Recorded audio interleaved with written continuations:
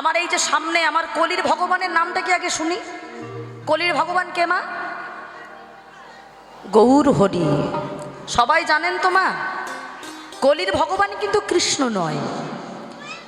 কলির ভগবান হলো আমার নিমাই সচির নন্দন গৌর হরি। হ্যাঁ গো মায়েরা, দাপর যুগে ভগবান শ্রীকৃষ্ণের জন্মদিনটা কবে? ও মায়েরা, কৃষ্ণের জন্মদিন কবে? জন্মাষ্টমী। তাহলে কলিযুগে যে ভগবান এসেছে গোরা রূপে, তার জন্মদিন কবে? আমার এই মা সব জানে, দেখি এই দিকের মায়েরা কি করেন। ও মায়েরা, কলির ভগবান যিনি গৌর হরি, তার জন্মদিন কবে গো মা?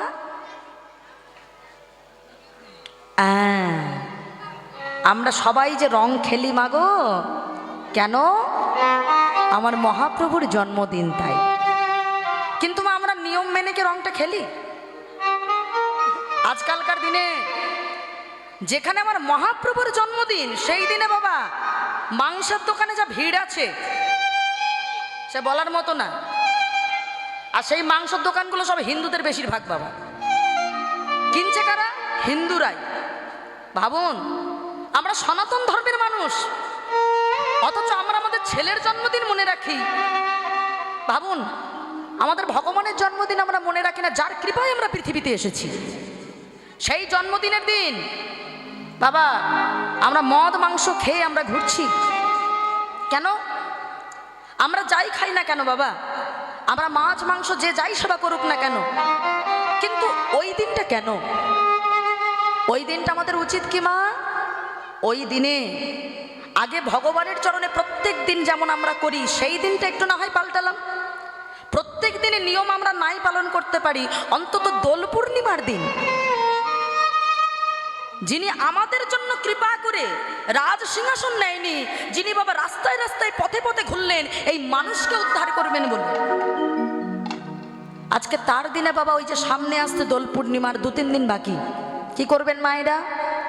যারা করেন তো করেন, আর যারা করেন না বাবা এটাই করবেন। সকালবেলা স্নান করে কি করবেন মা? আগেই আমার ভগবানের চরণে সেবা দিয়ে আগে আবিরটা দেবেন মা, আর বলবেন, হে গোবিন্দ, তুমি তোমার রঙে আমাকে একটু রাঙিয়ে নিও, তোমার রঙে আমার সংসারে সবাইকে রঙিন করে রেখো, তাহলে দেখবেন আপনি সারা জীবনও সুখে থাকতে পারবেন। আমরা বাহ্যিক জগতের রং খেলায় মেতে থাকি মা, যাতে কোনো আনন্দ নেই। আগে আপনি তাকে রংটা মাখান, আপনার জীবনে যিনি রঙিন করার জন্য এসেছে, আপনি তাকে রংটা মাখিয়ে আপনি এবার যত খুশি খেলা করেন মা, তাতে কোনো আপত্তি নেই। এই রং খেলা তো করি মা, কিন্তু রং খেলার অনেক মাহাত্ম্য আমরা জানি না। ও মায়েরা, দোল পূর্ণিমার আগের দিন একটা কিছু পোড়ানো হয়, কি বলেন তো? ওইটা আসলে কি? আমরা বলি নাড়া পোড়ানো। ওটা হলো, এক কথায় জানবেন মা, ওটাকে বলা হয় হোলিকা দহন। হোলিকা দহন কেন পোড়ানো হয় জানেন? ও মায়ের, আনন্দ করে তো সবাই আমরা পোড়াই, কিন্তু কেন পোড়ানো হয় সেটা কিন্তু আমরা জানি না, কিন্তু জানতে হবে মা। খুব ভালো করে শোনেন মা। মায়েরা, হিরণ্যকশিপুরের নাম শুনেছেন? যার ছেলে হলো প্রহ্লাদ। তো হিরণ্যকশিপুর প্রহ্লাদকে অনেকভাবে চেষ্টা করেছিল মারবার। কেন না, ছোট্ট ছেলেটা কৃষ্ণ ভক্ত ছিল বলে। হিরণ্যকশিপুর কখনো পাহাড় থেকে শূন্যে ফেলে দিয়েছিল বাবা, মারতে পারে। কখনো হাতির পায়ের তলায় দিল, মারতে পারেনি। কখনো গরম তেলের মধ্যে দিয়েছে, মারতে পারেনি। দেখেছেন মায়েরা? তাহলে আপনারা আমরা কৃষ্ণ নাম করলে ভাবছেন কি মা ভালো হবে না? নিশ্চয়ই হবে।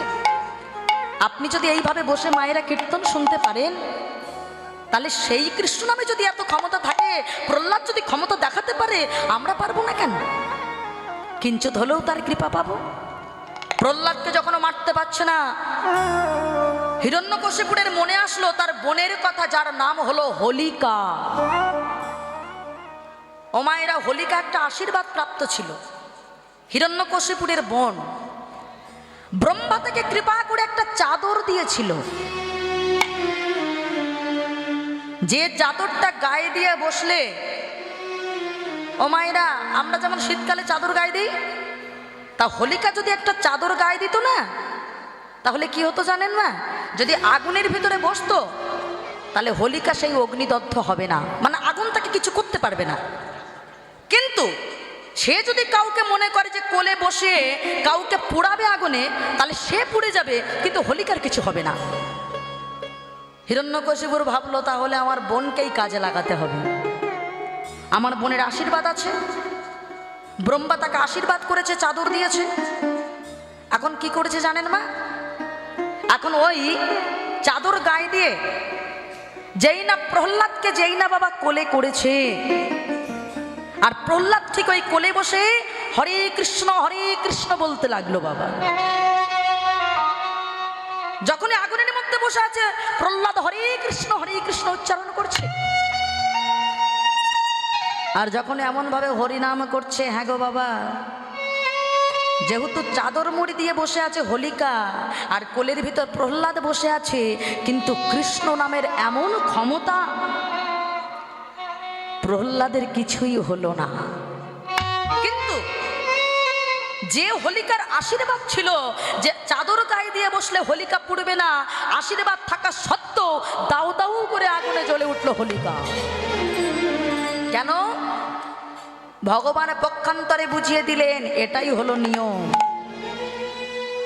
কেউ যদি আমার ভক্তকে কষ্ট দেয়, একটা কথা জানবেন মা, আমরা হয়তো ভালো সুকৃতি নিয়ে জন্ম নিয়েছি, ও মায়েরা, হয়তো আমার অনেক সুফল আছে, কিন্তু আমি যদি কুকর্ম করি, হ্যাঁ, আমি যদি কুকর্ম করতে থাকি, তাহলে আমার সমস্ত সুকৃতি নষ্ট হয়ে যাবে। একটা কথা জানবেন মা, আমি ভালো কর্ম নিয়ে পৃথিবীতে এসেছি, কিন্তু এমন ভুলভাল কর্ম করলাম যে আমাদের সুকৃতি নষ্ট হয়ে গেল।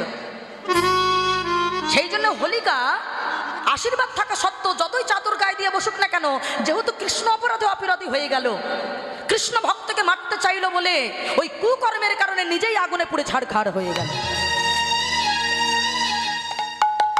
আর সেখান থেকে নাম হয়ে গেল বাবা হোলিকা দহন। দোল পূর্ণিমার আগের দিন আমরা একটা ঘর তৈরি করে, অনেকে বলে বুড়ির ঘর, অনেকে বলে আমরা ন্যাড়ার ঘর পোড়াচ্ছি, অনেকে বলে হোলিকা দহন। কেন? তার কারণ আমরা যত পাপ তাপ, যত কিছু আমাদের খারাপ কিছু, সব কিছু নষ্ট করে দিয়ে দোল পূর্ণিমার দিন আমরা মহাপ্রভু যেহেতু ভগবানের আবির্ভাব, ওই দিন আমরা তার রঙে নতুন করে আমাদের সমস্ত কালিমা মুছিয়ে আমরা নিজেকে রঙিন করে নেই বাবা। ও মা, বোঝা গেল? তাহলে দোল পূর্ণিমার আগের দিন আমাদের মাহাত্ম্যটা কি? এই জন্যেই আমরা সবাই মিলে দিদির গান শুনে অঙ্কিতা বর ও জয়দেব পাত্র 100 টাকা করে পুরস্কার করলো। সবাই মিলে একটু গৌর হরি বলবো।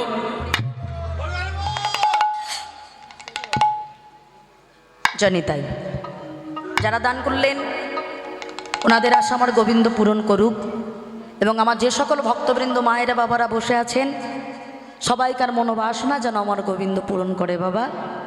তা আজকে সেই আমরা যে হরিনামটাকে আশ্রয় করছি, আগে দেখতাম এই হরিবাসরে প্রচুর ভক্ত, এখন দিন দিন বাবা মানুষের কলির মানুষের ধৈর্য কমছে, আর আমাদের হরিবাসরে দেখুন ভক্ত সংখ্যাও কমছে।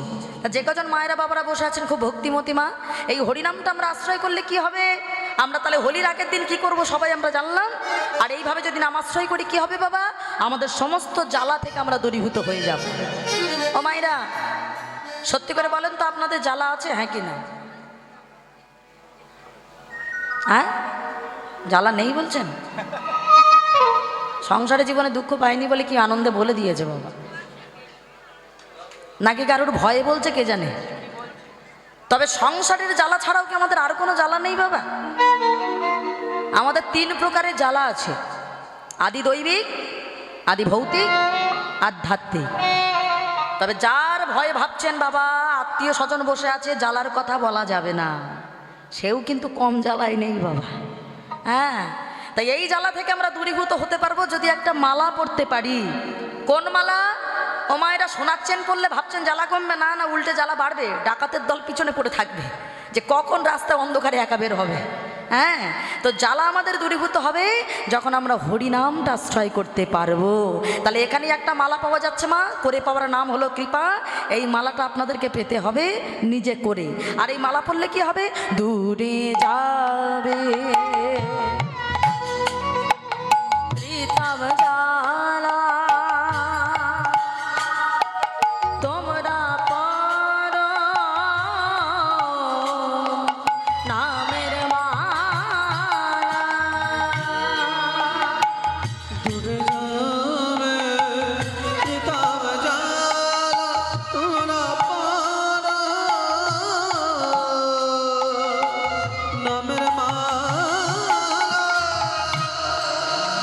দূরে যাবে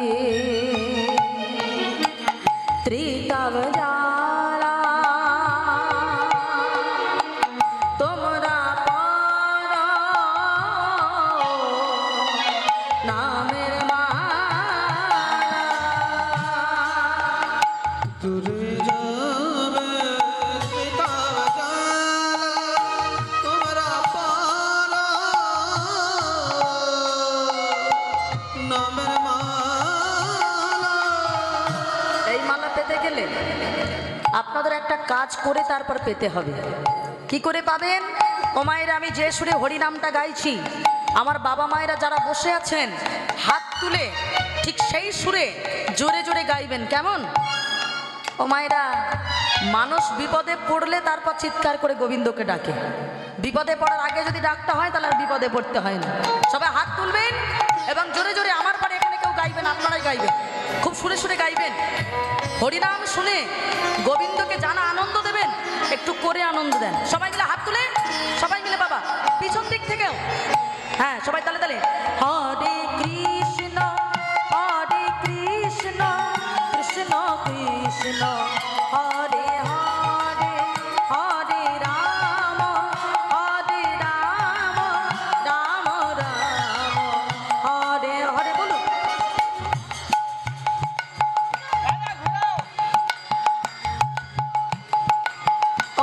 ও দাদা, ক্যামেরাটা ঘুরিয়ে দাও।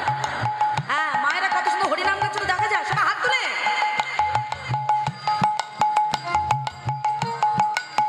ও মায়েরা, ক্যামেরা ঘুরছে মানে বদনাম হবে, একটু জোরে গাইবেন। কেমন? সবাই হাত তুলে ভালো করে, এইটুকু নয়, একদম ভালো করে। হরে কৃষ্ণ কৃষ্ণ কৃষ্ণ হরে হরে, হরে রাম রাম রাম হরে হরে। বলো।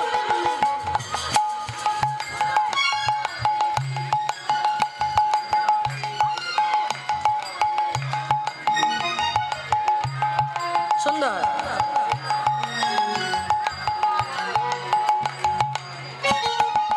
হরে কৃষ্ণ কৃষ্ণ কৃষ্ণ হরে হরে, হরে রাম রাম রাম হরে হরে। উলুধ্বনি হরি বল, হরি বল। হরে কৃষ্ণ কৃষ্ণ কৃষ্ণ হরে হরে, হরে রাম রাম হরে হরে। নাম গায় কৃষ্ণ না মধুর না, হরি বল, হরি বল, হরি বল।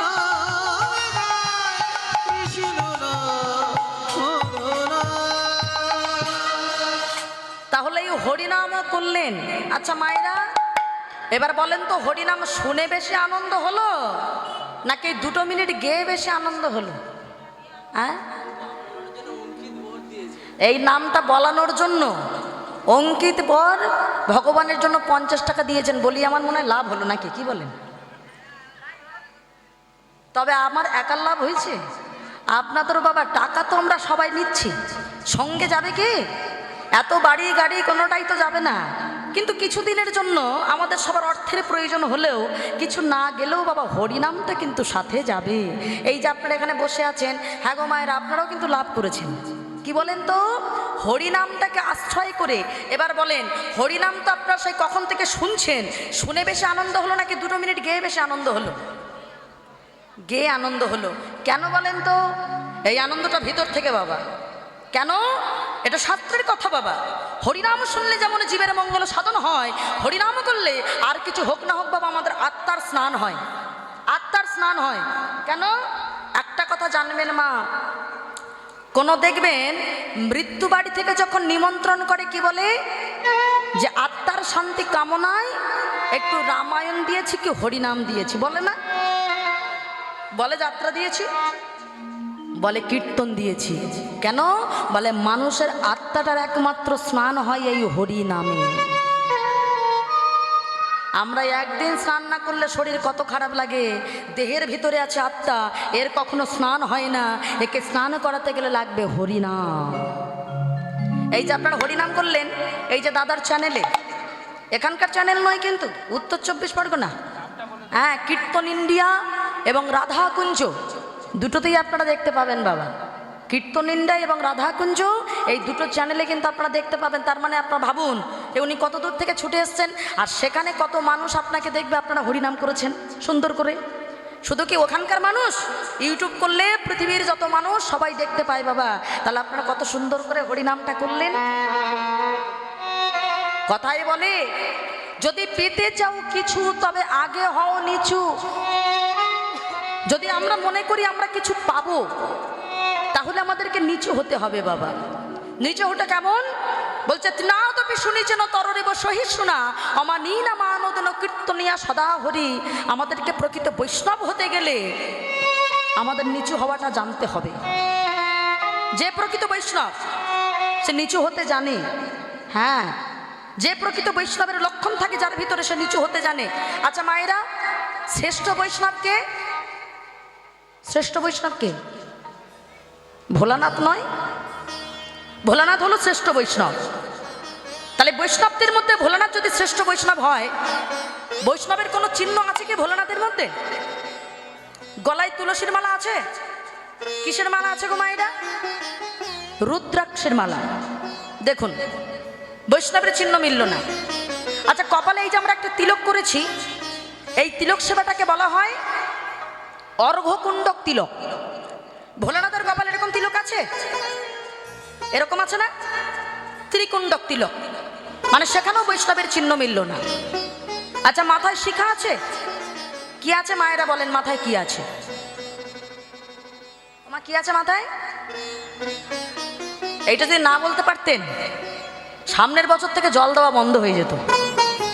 ভোলানাথের মাথায় জল দেবে, অথচ মাথার খবর রাখবে না, তা কি করে হয়?